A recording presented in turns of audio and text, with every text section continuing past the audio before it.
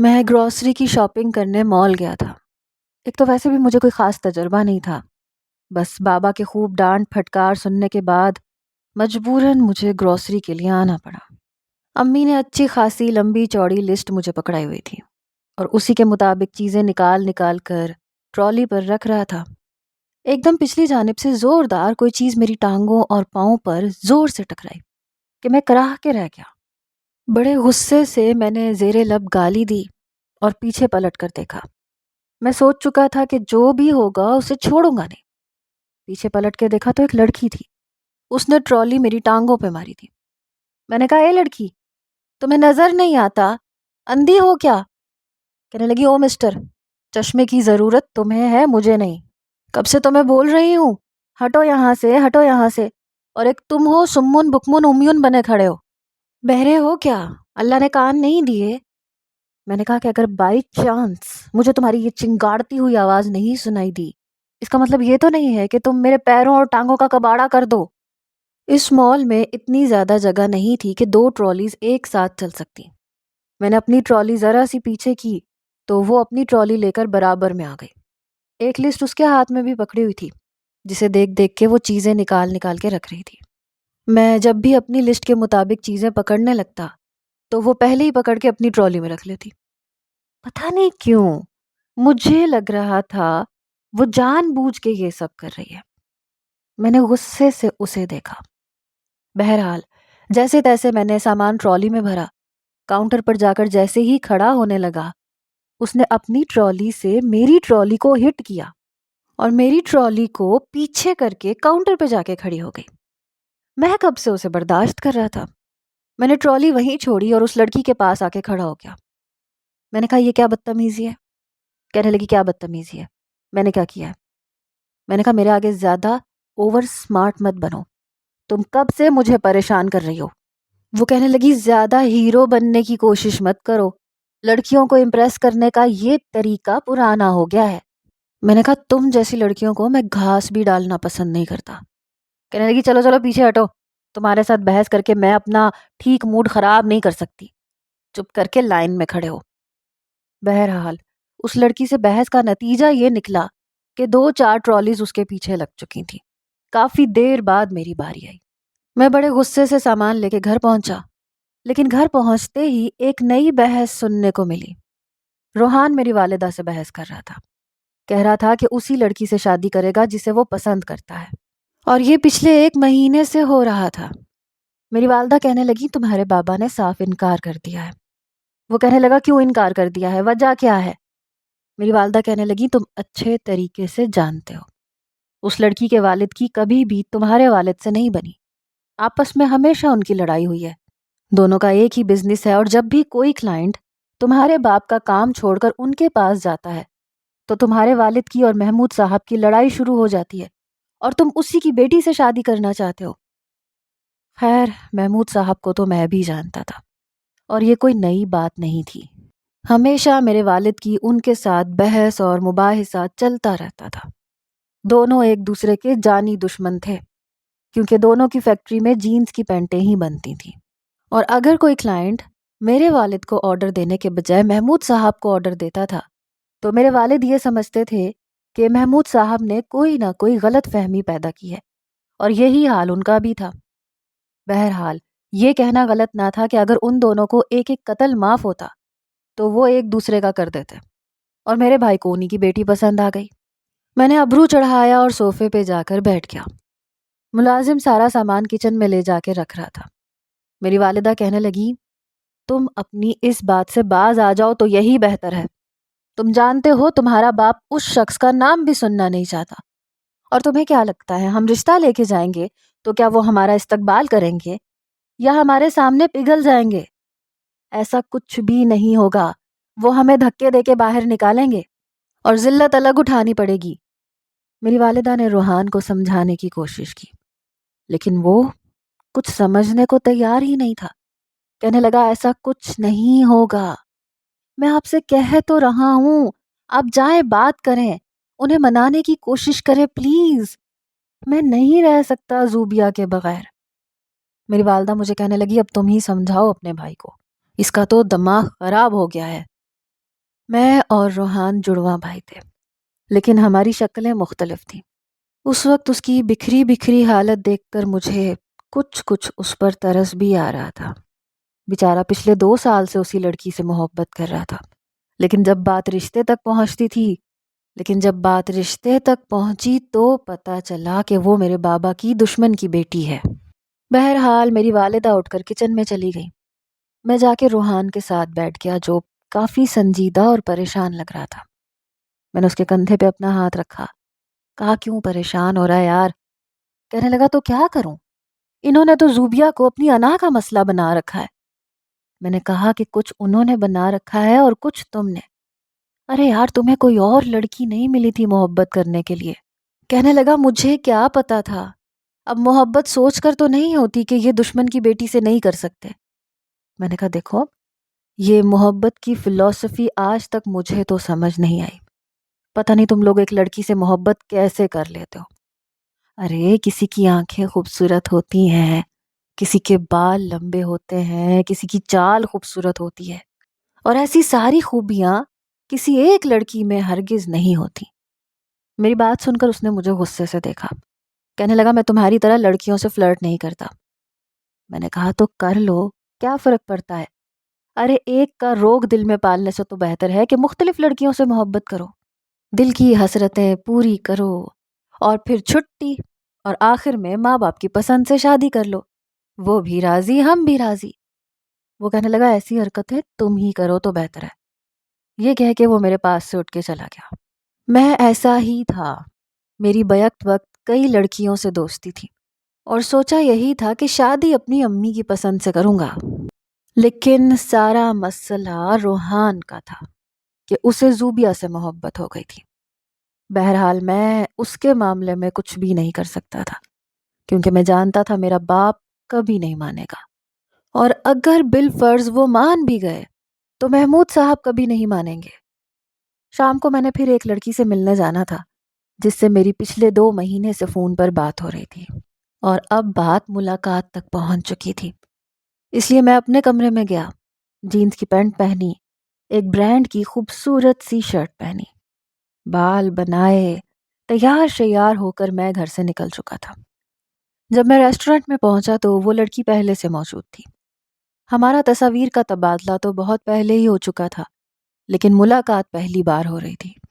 خیر وہ لڑکی کافی نروس اور کنفیوز لگ رہی تھی، لیکن میں تو پرانا کھلاڑی تھا۔ میں اس کے سامنے والی کرسی پہ بیٹھ گیا۔ وہ بے حد گھبرائی ہوئی تھی، بار بار پورے ریسٹورنٹ کی طرف نظریں گھما کے دیکھ رہی تھی۔ میں نے کہا کیا بات ہے، کیوں پریشان ہو؟ کہنے لگی بس ڈر لگ رہا ہے، میں آج تک کبھی کسی لڑکے سے نہیں ملی ہوں۔ میں نے کہا شروع میں ایسے لگتا ہے، لیکن آہستہ آہستہ عادی ہو جاتی ہے۔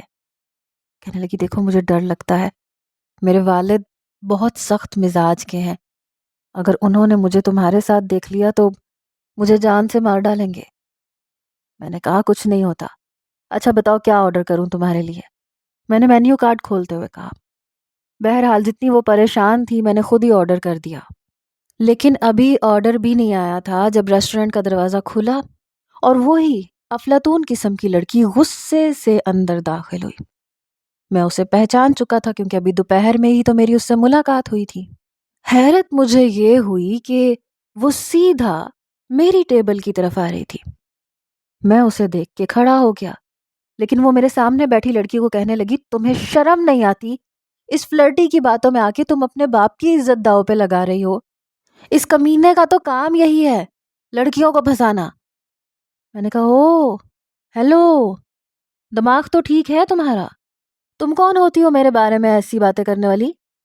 وہ کہنے لگی میں اپنے ساتھ ثبوت بھی لے کے آئی ہوں۔ پھر اس نے ایک لڑکی کو پکارا جو ریسٹورنٹ میں داخل ہوئی، اور وہ میری پرانی گرل فرینڈ تھی۔ اسے دیکھ کر میں بری طرح گھبرا گیا۔ جیسے ہی وہ لڑکی آئی میں چلانے لگا، ہاتھ سے اپنا چہرہ چھپانے لگا۔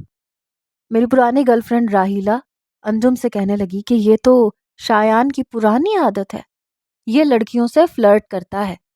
وہ تو اچھا ہوا میری ملاقات ساریہ سے ہو گئی، اور اسی نے مجھے بتایا کہ تم اسی سے محبت کرتی ہو، اس کو تصویر تک دکھا دی، اور میں نہیں چاہتی کہ تم اس دھوکے باز کی باتوں میں آؤ۔ یہ ہر 3 مہینے بعد گرل فرینڈ بدلتا ہے۔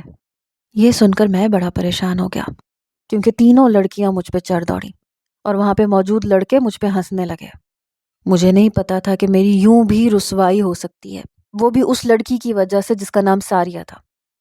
میری دونوں گرل فرینڈز نے مجھے سب کے سامنے مارنا شروع کر دیا۔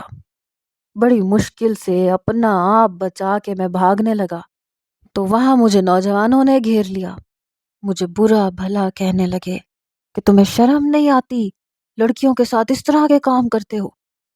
میں وہاں پر اپنی کوئی صفائی بھی پیش نہیں کر سکتا تھا، اور لڑکوں کو تو ایسے موقع کا انتظار ہوتا ہے۔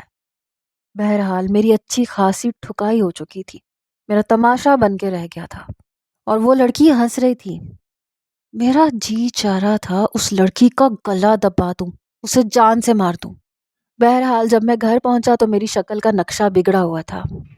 میری ماں کہنے لگی تمہیں کیا ہوا؟ میں نے کہا کچھ نہیں ہوا، لڑائی ہو گئی تھی لڑکوں کے ساتھ میری۔ میرا گریبان پھٹا ہوا تھا، شرٹ کے بٹن ٹوٹے ہوئے تھے، رخسار پر بھی نیل کا نشان تھا، بلکہ پورا رخسار سوجا ہوا تھا۔ ماں اپنا سر پکڑ کے بیٹھ گئی، کہنے لگی تم دونوں بھائیوں نے میری زندگی اجیرن بنا کے رکھ دی ہے۔ ایک کا عشق کا بخار نہیں اترتا، تم لڑ جھگڑ کے آ جاتے ہو۔ میں نے کہا اماں اس وقت مجھے کچھ مت کہیں، میرا میٹر ویسے ہی بڑا شارٹ چل رہا ہے۔ یہ کہہ کر میں اپنے کمرے میں آ گیا۔ کچھ دیر بعد میرے والد اور روحان کی بحث کی اور چلانے کی آوازیں آنے لگی۔ وہ کہنے لگا بابا اگر آپ زوبیہ کا رشتہ نہیں لے کے گئے تو میں خودکشی کر لوں گا۔ اس وقت وہ کافی درد میں تھا۔ میں اپنی تکلیف کو بھول بھال کے باہر نکل آیا۔ میرے والد سے وہ کافی دفعہ تھپڑ کھا چکا تھا، اس بار شاید وہ اور زیادہ کچھ کر دیتے۔ جب میں لاؤنج میں پہنچا تو کافی گرما گرمی ہو چکی تھی، یہاں تک کہ میرے بھائی نے اپنے ہاتھ میں گولیوں کی پوری شیشی پکڑ رکھی تھی جو وہ کھانے کی دھمکی دے رہا تھا۔ میری ماں روئے جا رہی تھی، وہ کافی سنجیدہ تھا۔ میں اس کے پاس جانے لگا تو کہنے لگا میرے قریب مت آنا۔ میں نے کہا تم کیا پاگل ہو گئے ہو، ایک لڑکی کی خاطر یہ سب کچھ کرو گے؟ کہنے لگا ہاں میں پاگل ہو گیا ہوں، بتائیں ڈیڈ آپ زوبیہ کے لیے رشتہ لے کے جائیں گے یا پھر میں زہر کھا لوں؟ میرے والد کہنے لگے ٹھیک ہے میں چلا جاتا ہوں، لیکن میں جانتا ہوں محمود کبھی بھی اپنی بیٹی کا رشتہ نہیں دے گا۔ وہ کہنے لگا کہ وہ مان جائیں گے، یقیناً زوبیہ انہیں بتا چکی ہوگی۔ میرے والد کہنے لگے اس کا مطلب ہے تم دونوں کی ملی بھگت ہے۔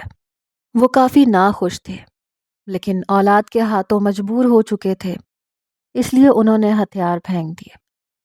اگلے 2 روز بعد ہمیں زوبیہ کے گھر جانا تھا۔ میری والدہ مجھے بھی کہہ چکی تھیں، ابھی تک نیل کے نشان میرے چہرے پر تھے۔ میں نے کہا میں وہاں کیا کروں گا، میرا وہاں کیا کام، رشتہ آپ نے روحان کا لینے جانا ہے اور یہ خالص ماں اور باپ کا کام ہوتا ہے۔ میری والدہ کہنے لگی روحان چاہتا ہے کہ تم جاؤ۔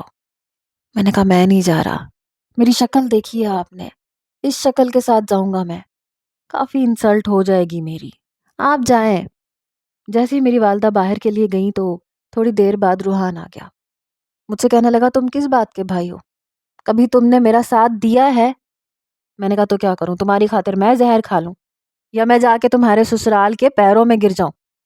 امی اور ابو جا تو رہے ہیں اور تم زوبیہ سے کچھ نہ کچھ ڈرامہ کروا چکے ہوگے، تمہارا رشتہ۔ چپ رہو، میری بات سن کر وہ مجھے کہنے لگا مجھے ڈیڈ کی کسی بات پر یقین نہیں ہے، وہ وہاں جا کے ضرور کوئی فساد برپا کریں گے اور لڑیں گے اور جھگڑیں گے اور واپس آ جائیں گے، میرا رشتہ نہیں کریں گے، اس لیے تو جا۔ میں نے کہا تو میں کیا کر لوں گا؟ کہنے لگا تم ڈیڈ پہ نظر رکھو گے۔ میں نے کہا میں اس بگڑے ہوئے منہ کے ساتھ جاتا اچھا لگوں گا؟ روحان کہنے لگا تو کیا ہوا، کون سا تمہارے رشتے کی بات چلی رہی ہے، چلے جاؤ کچھ نہیں ہوتا۔ بہرحال نہ چاہتے ہوئے بھی مجھے مجبوراً روحان کی خاطر جانا پڑا۔ ہم لوگ جب محمود صاحب کے گھر گئے تو ان کے ماتھے پر بھی بل تھے، لیکن شاید زوبیہ بھی انہیں ٹھیک ٹھاک دھمکیاں دے چکی تھی، اس لیے میرے والد کو مجھ سمیت ڈرائنگ روم میں بٹھایا گیا، جہاں محمود صاحب پہلے سے ہی غصے سے بھرے بیٹھے تھے، ماتھے پہ بل تھے اور ان کی بیوی بھی گھبرائی ہوئی بیٹھی تھی۔ ہم لوگ جا کے صوفے پہ بیٹھ گئے۔ محمود صاحب کہنے لگے کہ میری بیٹی نے مجھے مجبور کر دیا کہ میں تمہیں برداشت کر رہا ہوں، ورنہ میں کبھی اس بارے میں بات نہ کرتا۔ میری والدہ نے میرا ہاتھ پکڑ کر دبایا، شاید اس معاملے کو ٹھنڈا رکھنا چاہتی تھی۔ میرے والد کے ماتھے پر بھی بل تھے، وہ ٹانگ پر ٹانگ رکھ کے بیٹھ گئے، کہنے لگے تو میں بھی یہاں خوشی سے نہیں آیا، مجھے بھی اس کمینے نے مجبور کیا ہے۔ یہ کہہ کے انہوں نے اپنا رخ بدلا۔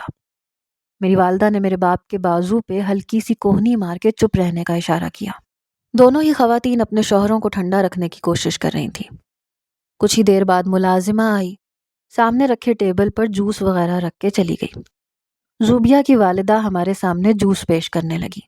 میں نے بھی ٹھنڈا گلاس جوس کا پکڑ لیا اور گھونٹ گھونٹ پینے لگا۔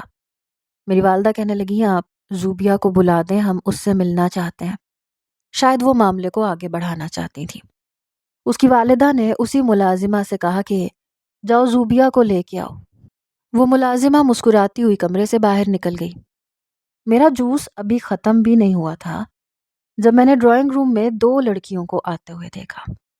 ایک لڑکی نے دوسری لڑکی کا ہاتھ پکڑ رکھا تھا، دوسری نے دوپٹہ لے رکھا تھا، لیکن یہ جو سامنے لڑکی تھی اسے دیکھ کر مجھے بری طرح اچھو لگا، کیونکہ وہ ساریہ تھی۔ یہ وہی لڑکی تھی جس کی وجہ سے 2 دن پہلے میری دونوں گرل فرینڈز کے ہاتھوں میری ذلالت کے ساتھ ساتھ ٹھکائی بھی ہوئی تھی۔ مجھے دیکھ کر وہ بھی آنکھیں پھاڑے دیکھے جا رہی تھی۔ میری والدہ میری کمر سہلانے لگی، کہنے لگی شایان تمہیں کیا ہوا؟ میں تو فوراً سے کھڑا ہوا۔ میں نے کہا یہ لڑکی یہاں کیا کر رہی ہے؟ میں نے انگلی سے اشارہ کیا۔ وہ کہنے لگی یہ میرا گھر ہے۔ اس کا لہجہ بھی بلند تھا۔ یہ دیکھ کر اس کے برابر میں کھڑی شاید زوبیہ حیران تھی، جو اس کا ہاتھ پکڑ کے دبانے لگی۔ کہنے لگی کیا ہوا ہے؟ کہنے لگی زوبیہ تمہیں میں نے بتایا تھا، کون ہے یہ؟ 1 نمبر کا فلرٹی ہے، یہ اس کے ساتھ فلرٹ کرنا چاہتا تھا۔ اس کی تو 2 دن پہلے میں نے ایسی بینڈ بجائی ہے یہ ساری زندگی یاد رکھے گا۔ یہ جو اس کے منہ پہ تمہیں نیلے نیلے نشان نظر آ رہے ہیں نا، یہ میری وجہ سے ہیں۔ ریسٹورنٹ میں اس کی ایسی دھلائی کروائی ہے کہ مت پوچھو۔ اس نے تو سب کے سامنے میرا پول کھول کے رکھ دیا۔ میں نے کہا تم شکر مناؤ میرے ہاتھوں سے تم بچ گئی، لیکن یاد رکھنا میں تمہیں چھوڑوں گا نہیں۔ میں نے آج تک کبھی کسی کا ادھار نہیں رکھا اور تمہیں تو میں سود سمیت لوٹاؤں گا۔ دیکھنا تمہارا کرتا کیا ہوں، میں کیما بنا کے رکھ دوں گا۔ میرا یہ کہنا تھا کہ محمود صاحب پہلی غصے میں تپے بیٹھے تھے۔ وہ فوراً سے کھڑے ہو گئے، کہنے لگے اے لڑکے زبان سنبھال کے بات کرو، خبردار جو میری بیٹی کے لیے ایسے الفاظ استعمال کیے۔ میں نے کہا آپ کی بیٹی نے کیا کیا ہے؟ یہ کون ہوتی ہے میرے معاملات میں دخل اندازی دینے والی اور بھرے بازار میں میرا تماشا لگانے والی؟ اس سے تو میں کسی قیمت پہ نہیں چھوڑوں گا۔ وہ کہنے لگی تمہاری کرتوتیں ایسی ہیں، مجھے اگر دوبارہ بھی موقع ملا تو میں یہی سب کروں گی۔ تم لڑکیوں کو دھوکہ نہیں دے سکتے۔ میں نے کہا اپنی زبان بند کرو۔ میری ماں نے میرا ہاتھ پکڑا، مجھے زبردستی بٹھانے کی کوشش کرنے لگی۔ محمود صاحب کہنے لگے مجھے پتا تھا جہانگیر کی اولاد ایسی ہی نکل سکتی ہے، جوانی میں اس نے بھی یہی سب کچھ کیا تھا۔ کتنی لڑکیوں کے ساتھ اس کے تعلقات تھے؟ وہ تو شکر ہے کہ میں نے اس کے کالے کرتوتوں پہ پردہ ڈالے رکھا۔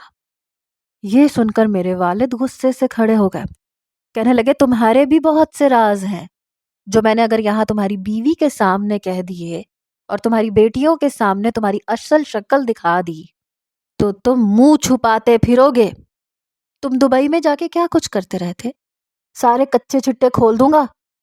محمود صاحب 2 قدم آگے بڑھے، میرے والد کے مقابل آ کر کھڑے ہو گئے، کہنے لگے کیا کھولو گے تم؟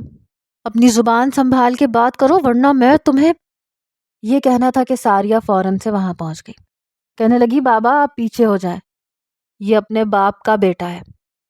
اس کا یہ کہنا تھا کہ زوبیہ اس کے پاس آ گئی، کہنے لگی ساریہ تم واپس جاؤ، جاؤ اپنے کمرے میں جاؤ۔ کہنے لگی میں کیوں جاؤں؟ تمہیں کتنی بار منع کیا تھا کہ ان لوگوں سے دور رہو، مجھے تو یہ لوگ ویسے ہی خاندانی نہیں لگتے، لیکن نہیں، تمہیں تو روحان کے عشق کا بخار چڑھا ہوا تھا۔ دیکھو ابھی بھی سنبھل جاؤ، نہیں تو ساری زندگی روتے ہوئے گزرے گی۔ جیسا یہ ہے ویسا ہی اس کا بڑا بھائی بھی ہوگا، تمہارے ساتھ ڈرامہ رچا رہا ہے۔ مجھے تو لگتا ہے بابا کو بزنس میں شکست دینے کا یہ نیا طریقہ نکالا ہے ان باپ بیٹوں نے۔ یہ سن کے تو مجھے آگ لگ گئی۔ میں نے کہا او ہیلو، تمہارے خاندان کو بھی بہت اچھے طریقے سے جانتا ہوں میں، بننے کی ضرورت نہیں ہے۔ میں نے کہا بابا جو لڑکیاں میرے ساتھ افیئر چلاتی پھریں آپ خود بتائیں کیا وہ اچھی ہو سکتی ہیں؟ اور ان کی صاحبزادی ایسی لڑکیوں کے ساتھ اٹھتی بیٹھتی ہے، اس کا کریکٹر کتنا اچھا ہو سکتا ہے؟ میں اچھے طریقے سے جانتا ہوں۔ لڑکوں کو بدنام کرنے کا یہ نیا طریقہ نکالا ہے ان لڑکیوں نے۔ پہلے خود پکے ہوئے پیڑ کی طرح گود میں آ کے بیٹھ جاتی ہیں اور پھر شریف ہونے کا ناٹک کرتی ہیں اور پھر پبلک پوائنٹ پہ تماشا لگاتی ہیں۔ میں نے بھی کوئی کسر نہیں چھوڑی تھی۔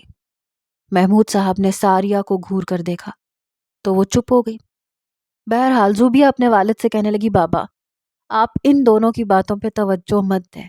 وہ کہنے لگے جو دن تم نے مجھے دکھایا ہے میں سوچ بھی نہیں سکتا تھا کہ تم کبھی ایسا کرو گی۔ بہرحال رشتے کی بات اب میں بہت سوچ سمجھ کر کروں گا کہ مجھے جہانگیر کے بیٹے کے ساتھ کرنی ہے یا مجھے کسی اور کا انتظام کرنا ہے۔ یہ کہہ کے وہ ڈرائنگ روم سے جا چکے تھے۔ میرے والد بھی ہمیں کہنے لگے کہ چلو یہاں سے، جتنی رسوائی ہونی تھی ہو چکی۔ لیکن میری والدہ انہیں بار بار کہہ رہی تھی کہ روحان کے بارے میں سوچیں۔ وہ کہنے لگے میں کیوں سوچوں؟ اس نے میرے بارے میں سوچا، میری عزت کے بارے میں سوچا، اور کم تھا کہ تمہارے دوسرے بیٹے نے بھی میرا منہ کالا کرانے میں کوئی کسر نہیں چھوڑی۔ لڑکیوں سے سرے بازار پٹ کے آیا۔ بہرحال جب ہم گھر پہنچے تو روحان تک ساری خبر پہلے ہی پہنچ چکی تھی۔ وہ بہت غصے میں تھا، مجھے کھا جانے والی نظروں سے دیکھ رہا تھا۔ کہنے لگا تمہیں میں نے کس لیے بھیجا تھا؟ اس لیے کہ تم وہاں پہ فساد برپا کر دو۔ ڈیڈ نے پہلے کم کیا تھا میرے ساتھ، جو رہی صحیح کسر تم پوری کر رہے ہو۔ میں نے کہا میں نے کیا کیا ہے؟ یہ جو تمہاری زوبیہ کی بہن ہے نا، یہ ایک نمبر کی پہنچی ہوئی لڑکی ہے۔ روحان کہنے لگا تم کتنے پاک باز ہو وہ بھی میں اچھے طریقے سے جانتا ہوں، تمہارے سارے راز مجھے پتا ہے، ڈیڈ کے سامنے میرا منہ مت کھلواؤ۔ میں نے کہا ہاں تو کیا، اب تمہاری طرح یہ ایک لڑکی سے عشق کر کے اپنے باپ کو ان کے دشمن کے سامنے ذلیل تو نہیں کروایا نا؟ ہاں ٹھیک ہے کرتا ہوں، کافی ساری لڑکیوں سے بات کرتا ہوں، تو میں کون سا کوئی انوکھا کام کر رہا ہوں، لیکن شادی میں اپنے باپ کی مرضی سے ہی کروں گا۔ تمہاری طرح ایک لڑکی کی خاطر تماشا نہیں لگاؤں گا، اپنے باپ کو اپنے دشمن کے سامنے جھکنے پہ مجبور نہیں کروں گا۔ میں نے اپنی بات کو کور کرنے کی کوشش کی تھی کہ شاید اس طرح کے جذباتی جملے سن کر میرے والد مجھ پر کچھ فخر کریں گے، لیکن وہ بھی میرا باپ تھا۔ کہنے لگے تم لوگوں نے جو ذلالت مجھے دکھانی تھی وہ دکھا دی تم نے، اب منہ بند رکھو اپنا۔ روحان کہنے لگا لیکن اگر آپ لوگوں نے عزت سے ہماری شادی نہیں کی تو میں اور زوبیہ بھاگ کے نکاح کر لیں گے، میں آپ کو صاف بتا چکا ہوں۔ یہ کہہ کے وہ اپنے کمرے میں چلا گیا۔ میرا باپ اپنا سر پکڑ کے بیٹھ گیا کہ اب یہ ذلالت بھی دیکھنے کو لکھی ہے۔ بہرحال شاید ہی کوئی ایسی دھمکی زوبیہ نے بھی دی تھی۔ محمود صاحب کا خود ہی سے فون آیا، کہنے لگے تم اپنے دونوں بیٹوں کے ساتھ میرے گھر پہ آؤ، میں اپنی شرائط پر تمہیں رشتہ دوں گا اور میرے خیال سے تمہیں انکار بھی نہیں ہوگا۔ بہرحال ہمیں پھر سے روحان سمیت ان کے گھر جانا پڑا۔ اس وقت سبھی اپنی اپنی جگہوں پہ چپ چاپ بیٹھے تھے۔ مجھے بھی روحان اپنے ساتھ لے کے بیٹھا تھا اور میرا ہاتھ پوری طرح سے اس نے دبوچ رکھا تھا کہ اپنا منہ بند رکھنا۔ سامنے ساریہ اور زوبیہ اپنی والدہ کے ساتھ بیٹھی ہوئی تھیں اور خلاف توقع چپ تھیں، لیکن اس کی آنکھوں میں میرے لیے نفرت بھری ہوئی تھی اور میرے اندر بھی کچھ ایسے ہی جذبے ٹھاٹھے مار رہے تھے۔ جب محمود صاحب نے کہا کہ میں زوبیہ کا رشتہ اسی صورت میں روحان کے ساتھ کروں گا جب ساریہ کا رشتہ تم اپنے دوسرے بیٹے شایان کے ساتھ طے کرو گے، یہ سن کے میں تو اپنی جگہ سے اچھل کے رہ گیا۔ یہی حال ساریہ کا بھی تھا۔ اس نے حیرت سے اپنے باپ کی طرف دیکھا۔ میں نے کہا میں بیچ میں کہاں سے آ گیا؟ میں اس لڑکی سے ہرگز شادی نہیں کروں گا، سوال ہی پیدا نہیں ہوتا۔ وہ کہنے لگی بابا میں اس کمینے اور ایک نمبر فلرٹی لڑکے سے بالکل شادی نہیں کروں گی، آپ مجھے زوبیہ کی خاطر قربان نہ کریں۔ میں نے کہا محبت اس نے کی ہے تو سزا اس کو ملنی چاہیے۔ وہ کہنے لگی میں اس کمینے کے ساتھ شادی کر کے کیوں سزا کاٹوں؟ میں نے کہا زیادہ شریف بننے کی کوشش مت کرو، میں تم جیسی لڑکی کو اپنے سر پہ بٹھا کے رکھنا بھی نہیں چاہتا۔ جس کی زندگی میں جاؤ گی وہ پناہ مانگے گا تم سے۔ کہنے لگی میرا بھی خیال کچھ ایسا ہی ہے، جس لڑکی سے تم شادی کرو گی ساری زندگی تمہاری گرل فرینڈز کی گنتی گنتی رہے گی، اور مجھے ایسے لوگوں سے سخت نفرت ہے جو باہر منہ مارے اور منہ کالا کریں۔ میں نے کہا دیکھو اب تم حد سے بڑھ رہی ہو۔ میں اپنی جگہ سے کھڑا ہو گیا، لیکن روحان نے میرا ہاتھ پکڑ کر مجھے زبردستی بٹھایا۔ محمود صاحب کہنے لگے اب زوبیہ اور روحان کا رشتہ شایان کی رضامندی پر منحصر ہے۔ یہ وعدہ کرے کہ میری بیٹی کے ساتھ بہت اچھے طریقے سے رہے گا، اسے کوئی تکلیف نہیں دے گا، تو پھر میں روحان اور زوبیہ کے ساتھ ساتھ ساریہ اور شایان کا بھی نکاح کر دوں گا۔ اگر تم لوگوں کو یہ رشتہ منظور ہے تو ٹھیک ہے۔ میں نے کہا مجھے تو یہ لڑکی کسی صورت منظور نہیں ہے، یہاں تک کہ اگر یہ دنیا کی آخری لڑکی بھی ہوئی تو میری طرف سے صاف انکار ہے۔ وہ کہنے لگی مجھے بھی اس رشتے سے صاف انکار ہے۔ میں اپنی بہن کی خاطر اپنی زندگی جہنم نہیں بنا سکتی، میں یہ شادی نہیں کروں گی۔ بہرحال جس طرح سے روحان نے میرے منہ پر ہاتھ رکھا تھا، مجھے بولنے سے روک رہا تھا، یہی حال زوبیہ کا بھی تھا۔ وہ ساریہ کا ہاتھ پکڑ کر کمرے سے باہر چلی گئی۔ میرے والد کہنے لگے ہم کچھ دن بعد فیصلہ کر کے بتا دیں گے۔ بہرحال اس وقت بات ادھوری رہ گئی۔ ہم اپنے گھر واپس آ گئے اور روحان میرے پیچھے پڑ گیا، کہنے لگا تمہیں ہر صورت ساریہ سے نکاح کرنا پڑے گا۔ میں نے کہا میری جوتی کرتی ہے اس سے نکاح، میں نہیں کروں گا۔ تمہاری خاطر میں کسی چڑیل کے ساتھ زندگی نہیں گزار سکتا۔ بہرحال میں روحان سے اچھا خاصا لڑ لڑ کے اپنے کمرے میں آ کے دروازہ بند کر چکا تھا، جب میرے نمبر پر ایک لڑکی کی کال آئی۔ نمبر ان نون تھا۔ میں نے فون اٹھایا، کسی لڑکی کی سریلی سی آواز سنائی دی۔ میں حیران ہوا کہ ہمیشہ تو مجھے لڑکیوں کو فون کرنا پڑتا ہے۔ کہنے لگی ہیلو۔ میں نے کہا جی کہیے۔ میرا تو موڈ جیسے فوراً سے بحال ہوا، میرا لہجہ بھی نرم پڑ گیا۔ کہنے لگی میں زوبیہ بات کر رہی ہوں۔ یہ سن کے میرے ماتھے پہ دوبارہ سے بل پڑے۔ میں نے کہا جی کہیے۔ کہنے لگی پلیز شایان، سب کچھ تمہارے ہاتھ میں ہے، تم چاہو تو میری اور روحان کی شادی ہو سکتی ہے۔ میں نے کہا قربانی کے لیے میں ہی ملا ہوں تم لوگوں کو؟ تمہاری آفت کی پڑیا جیسی بہن کو میں اپنے سر پہ بٹھا لوں؟ دیکھو میں تمہاری بہت عزت کرتا ہوں، ٹھیک ہے نا، لیکن میں تم دونوں کی خاطر اپنی اچھی خاصی زندگی کو برباد نہیں کر سکتا۔ وہ کہنے لگی ساریہ بری لڑکی نہیں ہے، بہت اچھی ہے، صرف اس سے محبت سے بات کرو گے تو وہ تمہاری ساری باتیں مانے گی۔ میں نے کہا نہیں نہیں، میں اتنا بڑا رسک نہیں لے سکتا، تمہاری بہن کا اصل روپ میں اچھے طریقے سے دیکھ چکا ہوں، وہ میری زندگی میں آ کے میرا جینا دو بھر کر دے گی۔ یہ کہنا تھا کہ اس کی سسکیوں کی آواز بلند ہونے لگی، وہ رونے لگی، کہنے لگی ٹھیک ہے، پھر میں زہر کھا کے مر جاتی ہوں تبھی سب کو سکون ملے گا، میرے باپ کو بھی جنہوں نے ایسی شرط رکھی ہے، اور ساریہ کی بچی کو بھی جس کا منہ کبھی بند نہیں ہوتا۔ تم دونوں ہماری خوشیوں کے دشمن ہو، ٹھیک ہے، تم دشمنی نبھاؤ، اپنی دشمنی میں اور روحان خودکشی کر لیتے ہیں۔ میں نے کہا دیکھو یہ ایموشنل بلیک میل میں نہیں ہوتا، یہ روحان ہو سکتا ہے، میں یہ رشتہ کبھی بھی نہیں کر سکتا، میری طرف سے صاف انکار ہے۔ یہ کہہ کے میں نے فون بند کر دیا۔ لیکن ٹھیک 2 گھنٹے بعد رات کو جب میں گہری نیند میں تھا، مجھے دوبارہ سے کال آئی، لیکن دوسرے نمبر سے۔ میں نے جیسے ہی فون اٹھایا تو ساریہ کہنے لگی الو گدھے کمینے، کیا کہا ہے تم نے زوبیہ کو؟ جو تمہارا فون بند ہوتے ہی اس نے زہر کھا لیا، میری بہن اگر مر گئی نا تو یاد رکھنا میں تمہارا قتل کر دوں گی۔ یہ سن کے میری نیند بھگ سے بھاگی، کیونکہ جی تو پیارے پیارے سے ریڈرز، آگے کیا ہوگا نیکسٹ ایپیسوڈ میں تکے لگائیے۔